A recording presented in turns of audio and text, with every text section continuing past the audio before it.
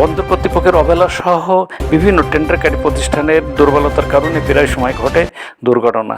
যারা মাথার ঘাম পায়ে ফেলে কষ্টার্জিত অর্থ উপার্জন করেন, কোনো সময় ম্যানুয়ালি, কোনো সময় ইকুইপমেন্টে কাজ করে থাকেন বন্দর হ্যান্ডলিং শ্রমিকেরা।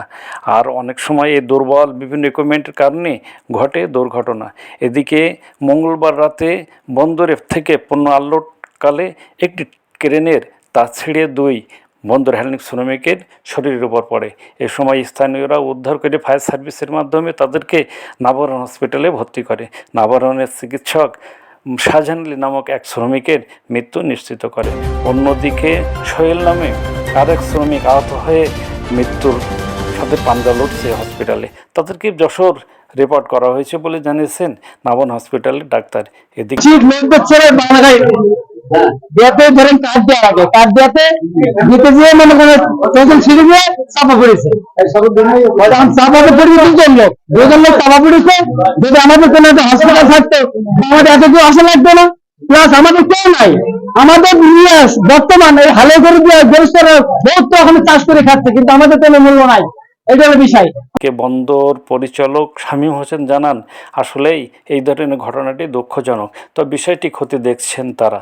এ বিষয়ে বেনাপোল বন্দর হ্যান্ডলিং শ্রমিক ইউনিয়নের 891 সাধারণ সম্পাদক শহীদ আলী জানান, বন্দর শ্রমিকদের এই ধরনের ঘটনা অনাকাঙ্ক্ষিত। প্রায় সময় ঘটে দুর্ঘটনা। স্থানীয়ভাবে বা এখানে ভালো মানের কোনো হসপিটাল না থাকায় প্রতিনিয়ত শ্রমিকসহ বন্দরবাসী বিভিন্নভাবে দুর্ঘটনার কবলে পড়ে নিহত বা আহত হয়ে থাকে। ওই জন্য সরকারের কাছে হসপিটালের দাবিসহ এই ঘটনার সাথে যারা জড়িত তাদের দৃষ্টান্তমূলক শাস্তি দাবি জানিয়েছেন শ্রমিকেরা।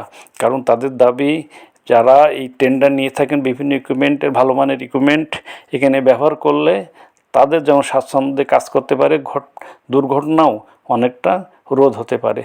তাই তো টেন্ডারকারী প্রতিষ্ঠান সহ বন্দর কর্তৃপক্ষেরও বিষয়টি খতিয়ে দেখার আহ্বান জানিয়েছেন বন্দর হ্যান্ডলিং শ্রমিকেরা।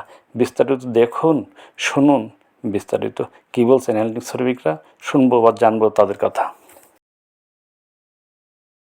আমাদের 4.4 ক্রেনের কাজ চলছে। আমাদের ক্রেনের যে সিলিং, এই সিলিং কেটে দিয়ে মালটা চাপা পড়েছে। অথচ আমাদের একটা হসপিটাল নেই। আমাদের হসপিটালের জন্য আমাদের অনেক ভোগান্তি। আমাদের এই নাভারন এসে আমরা ডাক্তার পাই না ঠিক মতন। আমাদের যশোর নিয়ে যেতে হয়, যশোর না হলে খুলনা, খুলনা না হলে ঢাকা। আমরা খুব এই যারা কাটা আমরা এই খুব ভোগান্তি আছি। আপনাদের অসংখ্য ধন্যবাদ। আমাদের 891 শ্রমিক ইউনিয়ন, ওখানে আমাদের শ্রমিকরা কাজ করছিল। ক্রেনের স্লিপ ছিঁড়ে তার মাথায় পড়েছে, তার মাজায় পড়েছে, পেটে পড়েছে, মানে সর্ব বডিটাই তার ভিতরে চাপা পড়েছে। উনি শাহজাহান নামে একজন শ্রমিক, উনি ডেড হয়ে গেছে। আর বাকি শ্রমিক যাদের লেগেছে, আরো 2 জনের লেগেছে, তাদেরকে যশোর সদরে আমরা চিকিৎসাধীন অবস্থায় পাঠাইছি। তারা সদরে গেছে এই মুহূর্তে, তারাও আশঙ্কা মুক্ত, আপাতত ভালো আছে ইনশাল্লাহ। আমি ডাক্তারের সাথে কথা বলেছি, ওখানে পাঠাইছি, যশোর সদরেও কথা বলে দিয়েছি, সাথে সাথে এখনই ভর্তি করে নেবে। ফায়ার সার্ভিস রোডে আছে। আমরা বাকি খবর আপনাদেরকে পরে জানাইতে পারবো ইনশাল্লাহ।